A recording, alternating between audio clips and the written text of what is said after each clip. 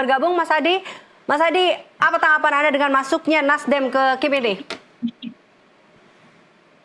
Ya, saya kira ini menjadi penebal bahwa Kim Plus itu pastinya akan mungkin terrealisasi karena pada saat yang bersamaan kita tahu bahwa PKS dan PKB juga menyatakan bahwa dalam waktu dekat akan sangat mungkin bergabung dengan KIM.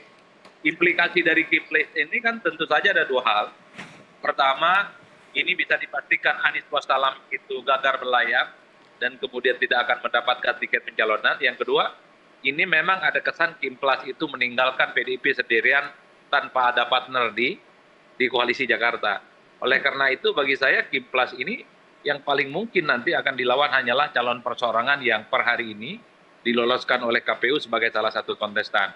Jadi sebenarnya pernyataan koalisi yang disampaikan oleh Nasdem, kemudian disusul oleh Perindo, kemudian disusul oleh P3, ini kan mempertebal bagaimana KIM ditambah dengan partai-partai non-KIM, ini akan sangat realistis dan yang pastinya tak ada lawan kandidat yang juga muncul dari partai politik selain dari KIM Plus.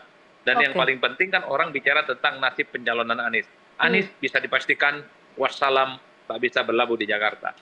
Oke, Mas Adi, tapi apakah ini menjadi sebuah strategi borong parpol sebenarnya? Ya, saya kira ini kan bagian dari strategi politik tentu saja. Karena kalau Anies itu dibiarkan mendapatkan tiket pencalonan, tentu sangat beresiko mengalahkan calon yang diusung oleh Kim Plus. Karena Anies ini merupakan sosok yang saya kira popularitas dan elektabilitasnya paling menjulang. Dan nyaris tak ada rumus sebenarnya bisa mengalahkan Anies. Selain bagaimana Anies itu tak bisa dapat tiket pencalonan.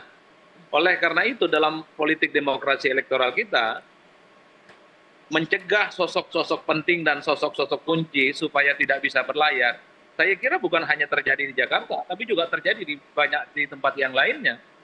Bahkan per hari ini sebenarnya saya juga tidak terlampau yakin orang seperti Airin Rahmidiani di Banten juga akan mendapatkan tiket pencalonan karena ada kecenderungan Kim Plus itu juga akan melawan kota kosong di situ. Nanti kita tinggal tunggu bagaimana misalnya Kim Plus ini dalam banyak hal sebenarnya untuk mempermudah memenangkan pertarungan tentu dengan cara mengusung calon kuat dengan hanya melawan kota kosong atau calon perseorangan yang saya kira dalam banyak hal sudah bisa mudah untuk ditebak siapa sebenarnya yang akan memenangkan pertarungan nantinya. Tapi kalau saya sebagai peneliti tentu ini menjadi kabar buruk ya bagi partai-partai.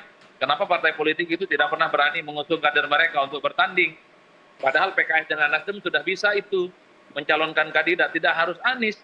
Bisa Sohibul Iman misalnya dengan Wibi ataupun dengan yang lain. Atau PKS dengan PKB juga bisa mencalonkan diri sebagai salah satu kontestan. Oleh karena itu bagi saya partai politik di Jakarta akan selalu dikritik dan dibully sebagai partai politik yang gagal melakukan kaderisasi dan rekrutmen.